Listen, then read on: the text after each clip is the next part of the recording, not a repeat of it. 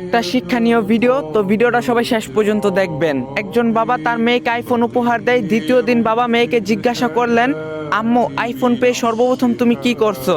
মেয়েটি উত্তর দিল, স্ক্রিন গার্ড আর কভার অর্ডার করছি। তখন বাবা বলল, এটা করার জন্য কেউ কি তোমাকে বাধা দিয়েছে?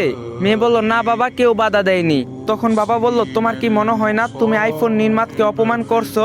মেয়ে বলল, না বাবা, আইফোন নির্মাতা স্বয়ং স্ক্রিন গার্ড ও কভার লাগানোর উপদেশ দিয়েছেন।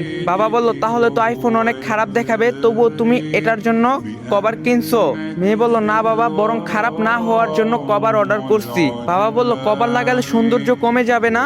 মেয়ে বলল, না বাবা, কভার লাগানোর পর আরো সৌন্দর্য দেখাবে। এবার বাবা মেয়ের দিকে সেনহেন নজরে তাকিয়ে বললেন, মা, আইফোনের চেয়ে দামি তোমার শরীর। এই ঘরে আমাদের সম্মান তুমি। তোমার শরীর কাপড় দ্বারা কভার করলে তোমার কি সৌন্দর্যতা কমে যাবে কি? বাবার এই প্রশ্নের কোনো উত্তর ছিল না মেয়ের কাছে, শুধু চোখ থেকে নীরবে অশ্রু বেরিয়ে যাওয়া ছাড়া।